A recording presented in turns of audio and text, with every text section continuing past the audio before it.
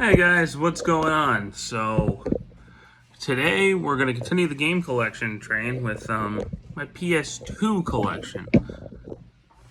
So let's go ahead and get this started. My PS2 collection is probably about as big as my PS1 collection, so it's gonna be a little bit longer. And I've got some more memories with these games. Now some of these I have had since I was younger, so they're not in the best condition because I wasn't great at taking care of discs back then. But anyway, let's just go ahead and jump right into it. So we're gonna start with. I actually have a story with this one that I'll talk about in a second. But I have had this game since 2002. So the case could be in better shape, but that's okay. Dragon Ball Z Budokai. I'm a huge Dragon Ball fan, and I remember when I first saw this, I was like, I need that now. So, when I first got this game, I went to go put it in my PS2. I found my PS2 wasn't working anymore. So for months I couldn't play this. On Christmas I got a new PS2, but man, that was a long couple months, let me tell you. That was not pleasant when I was growing up to have this game just taunting me. Like, you can't play me. I don't know what happened to my PS2, but I was able to get a second one, and it worked just fine. So, there you go. So, of course, we got the sequel. Dragon Ball Z Budokai 2. Definitely not my favorite Dragon Ball game. Definitely not my favorite of the Budokai games. I don't really like the story mode at all. The gameplay's slightly improved, but everything else about it just kind of aggravates me, if I'm honest with you. But it's alright. The best, of course, is Budokai 3. This was, up until pretty recently, my favorite Dragon Ball game. It's really good. It's a great Dragon Ball fighting game. For sure. And then we have a game I don't personally care for all that much. Super Dragon Ball Z.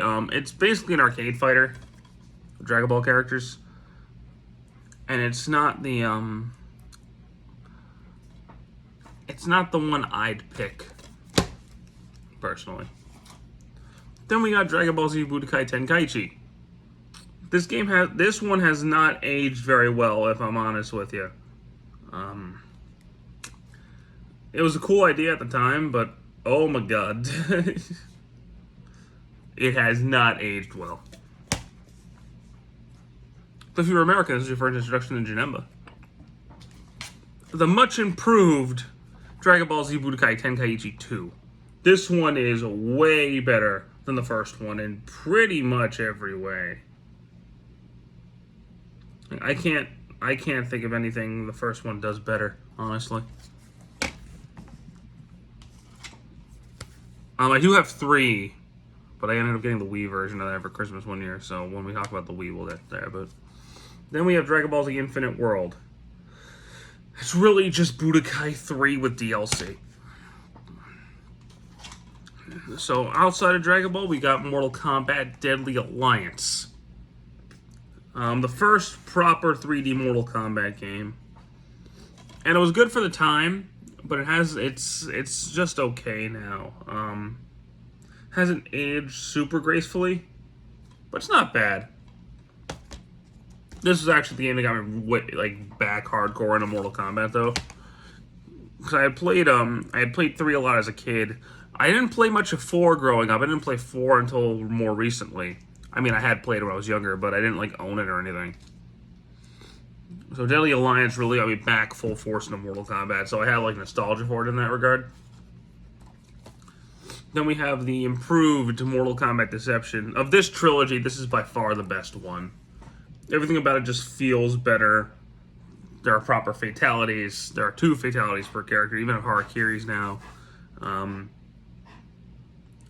The roster's pretty decent. I mean, new characters are all kind of meh, but the old characters that they brought back for the first time in a while was a nice return to form. Then we have Mortal Kombat Shaolin Monks, which is actually a pretty fun game. It shouldn't be, but it's actually fairly enjoyable. For one of those adventure-style Mortal Kombat games, this is easily the best one. Easily. It's not canon. It's not canon as hell, but it's fun. And then we have Mortal Kombat Armageddon. Yeah, honestly, probably the weakest canonical entry in the series, I'll say. It's got a lot in it. A lot of fighters, a lot of modes, but something about it's off. Like the lack of individual fatalities, the lack of endings, really. The final boss using the same animations as the previous final boss. It's just, you know, it is what it is. So next we have Tekken Tag Tournament, which was the first PS2 game I ever played. And it's good. I liked it quite a bit growing up. I used to play it a lot. So it's great. I used to have Tekken 4. I don't anymore. I need to pick up another copy of that. But I do have Tekken 5, which I think is probably my second favorite Tekken game, in terms of the main fighting games anyway. I actually thought Tekken 5 was really good. It's better than 4, better than 2, better than 6 and 7. Tekken 5 is great. Then we have Soul Calibur 2, which is pretty freaking good. It's about on par with the first game for me. I personally played the Xbox version initially, so I got Spawn. The GameCube version is typically the most popular one. I think this is the best controlling one, honestly. But it's got Heihachi, who I just don't care about. It's not that I don't care about Heihachi. I don't care about him as a guest character, specifically. And then we have Legacy of Kain, Soul Reaver 2. So this is probably my favorite Legacy of Kain game. And it's fantastic. It is incredible. I think it's amazing. And you'll probably love it too. One of my favorites ever. And we have Legacy of Kain Defiance, which is unfortunately the most recent game in the series. And that upsets me, because the story didn't really end. Like, the story for this game ended, but the story itself was still going. There was unanswered questions, we needed a resolution, and we didn't get one. So, hopefully one day Crystal Dynamics picks that back up. I don't see it happening, but, you know. Then we got Twisted Metal Black. Probably the best Twisted Metal game. You know, I'm really not a big Twisted Metal fan.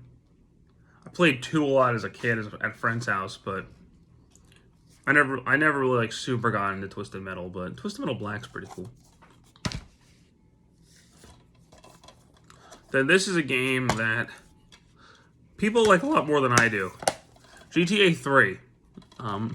This is the only Grand Theft Auto game in my entire collection. I don't really like Grand Theft Auto at all. I don't see the appeal. I don't get it. I don't like really any of Rockstar's games. I don't like Grand Theft Auto. I don't like Red Dead. I don't like LA Noire. I don't get the appeal. I really don't. Oh, yeah, they're open world. Yeah, they control like garbage. I don't know. Maybe I'm crazy. I don't get it. Then we got Sonic Mega Collection Plus, which is just a port of Sonic Mega Collection with a couple of extra games. There's really no reason to... If you have the GameCube version, there's no reason to get this. I mean, it's not bad or anything, but if you want another way to play all the classic Sonic games, there you go. Then we got the PS2 version of Sonic Unleashed, which is the same as the Wii version. And it's okay. It's alright. Now we have Manhunt, which is a really, really disturbed game. I don't even know how this game got pitched. I don't know how it was released, because this game's fucked up. Now we have a game that, to this day, I don't know why I own. But I do. Monster Rancher Evo. I don't know. I got this when I was younger with my cousin. I got it on a whim. And for some reason, I never got rid of it. I don't know why. I haven't touched it since like 2006. I don't know why. I don't know why I still have it.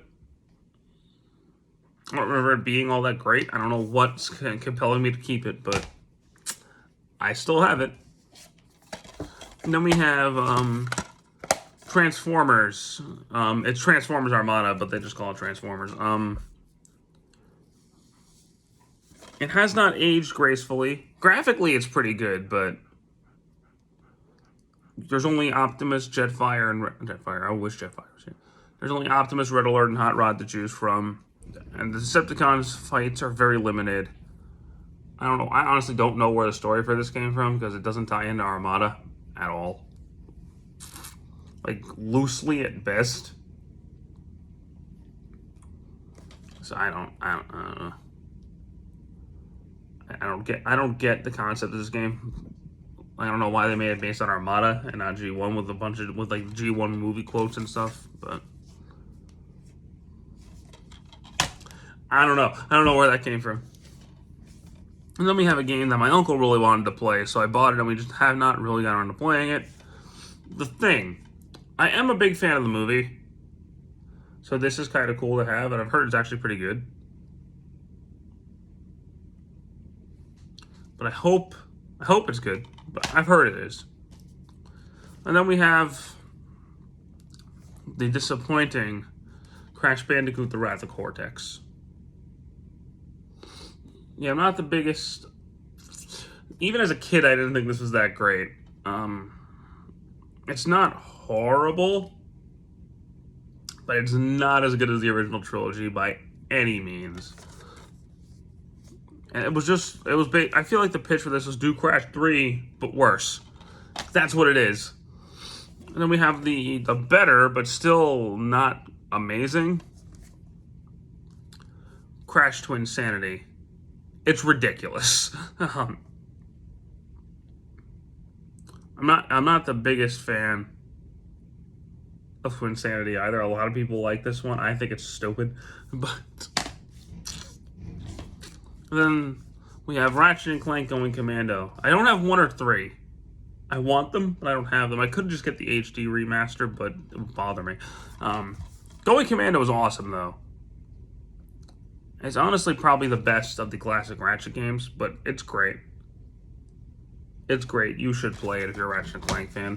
Which if you're a PlayStation fan, you probably are a Ratchet and Clank fan. Then we have the first one I personally ever played, which was Ratchet Deadlocked. Deadlock is fun. It's straight up just combat. That's all it is, but it's not bad. Then this one I kind of asked for as a joke, but I ended up actually liking it decently. Nightmare Before Christmas, Oogie's Revenge. I love the movie. I was like, alright, let me try it. And it's not bad, actually. For the time, the graphics are really good, and the musical sections are hilarious. Because Chris Sarandon can't sing. But and then we have Spider-Man 2. It's weird. I never really got around to playing it. I feel like it's after playing all the others, I'm not going to like it all that much, but one day I'll sit down and play it because I'm a Spider-Man fan.